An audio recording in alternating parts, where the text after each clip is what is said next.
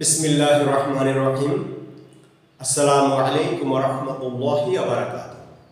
সকলকে আজকের পাঠে স্বাগত জানাচ্ছি। আজকের পাঠে আমরা লগারিদমস নিয়ে আলোচনা করব।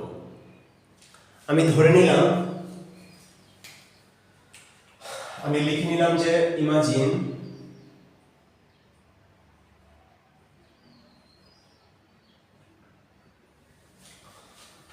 log বেস a সূচক m is equal to x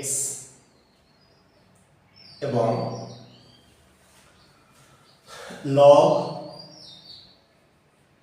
base b সূচক m is equal to y। এটাকে লগের ভিত্তি পরিবর্তন বলা হয়, যেহেতু এখানে ভিত্তি a, এখানে ভিত্তি b, কিন্তু সূচক ঠিক আছে, কিন্তু তাদের ভিত্তির পরিবর্তন হয়েছে। এখন যদি আমি লগকে প্রত্যাহার করে নেই তাহলে কি পাবো? a power x is equal to m এবং এখানে যদি লগ প্রত্যাহার করে নেই তাহলে b power y is equal to m। এখন উভয় দিকে m থাকায় a power x is equal to b power y। যেহেতু তাদের ডান পক্ষ সমান, সুতরাং তাদের বাম পক্ষ সমান হবে। এখন যদি আমি শুধুমাত্র b এর মান বের করতে চাই, তাহলে a x by y is equal to b। এখানে আমি b এর মানটাকে বের করে নিলাম।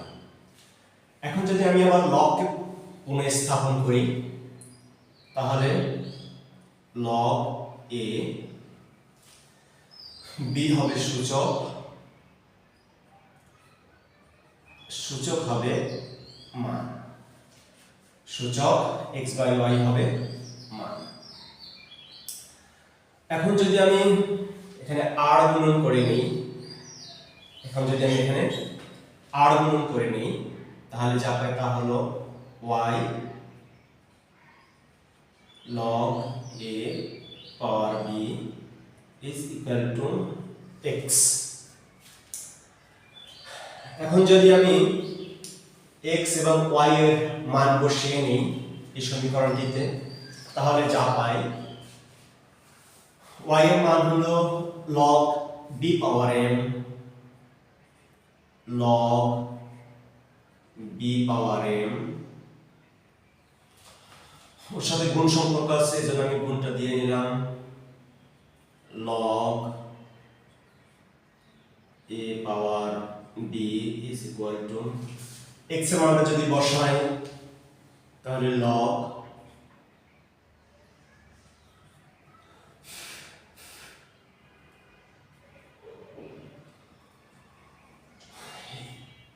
Base a power m। এটাই হলো লগের ভিত্তি পরিবর্তন। এটাকে বলা হয় লগের ভিত্তি পরিবর্তন। আশা করি বুঝতে অনেক সহজ হয়েছে। আল্লাহ তাআলা সকলকে বুঝার তৌফিক দান করুন। আল্লাহ তাআলা সকলকে ভালো রাখুন, সুস্থ রাখুন। এতক্ষণ সাথে থাকার জন্য ধন্যবাদ। সবাইকে আগামী পাঠে আমন্ত্রণ জানিয়ে আজকের পাঠ এখানেই শেষ করছি। আসসালামু আলাইকুম ওয়া রাহমাতুল্লাহি ওয়া বারাকাতুহু।